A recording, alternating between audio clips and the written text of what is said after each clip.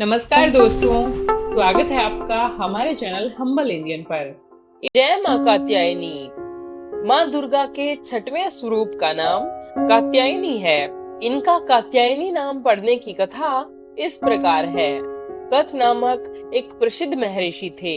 उनके पुत्र ऋषि कात्य हुए।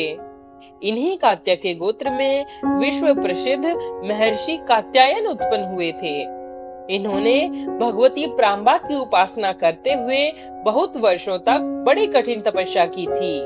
इनकी इच्छा थी कि माँ भगवती उनके घर पुत्री के रूप में जन्म लें। माँ भगवती ने उनकी यह प्रार्थना स्वीकार कर ली थी। कुछ काल पश्चात जब दानव महिषासुर का अत्याचार पृथ्वी पर बहुत बढ़ गया, तब भगवान ब्रह्मा, विष्णु, महेश तीनों ने अपने अपने तेज का अंश देकर महिषासुर के विनाश के लिए एक देवी को उत्पन्न किया। महर्षि कात्यायन ने सर्वप्रथम इनकी पूजा की।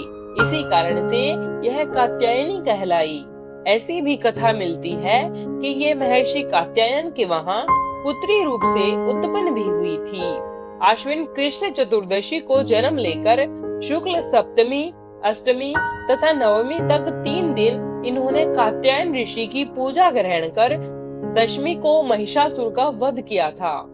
माँ कात्यायनी अमोघ फलदायिनी है। भगवान कृष्ण को पति रूप में पाने के लिए व्रज की गोपियों ने इन्हीं की पूजा कालिंदी यमुना के तट पर की थी। ये व्रज मंडल की अधिष्ठात्री देवी के रूप में प्रतिष्ठित हैं। इनका स्वरूप अत्यंत ही भव्य और दिव्य है। इनका वर्ण स्वर्ण के समान चमकीला और भास्वर है।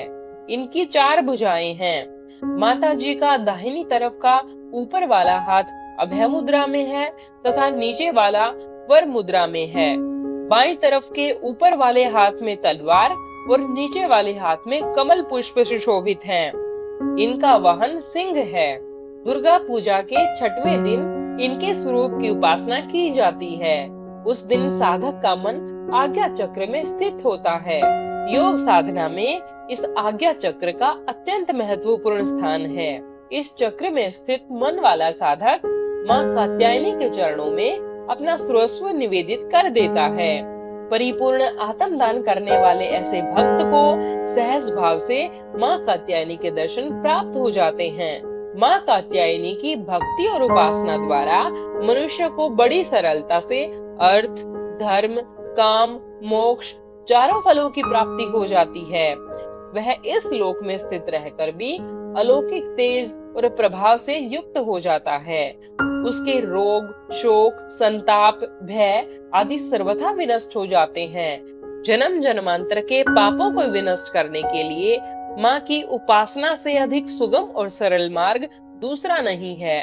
इनका उपासक निरंतर इनके सानिध्य में रहकर परम पद का अधिकारी बन जाता है। अतः हमें सर्वतोभावेन माँ के शरणागत होकर उनकी पूजा उपासना के लिए तत्पर होना चाहिए। जय माँ कात्यायनी।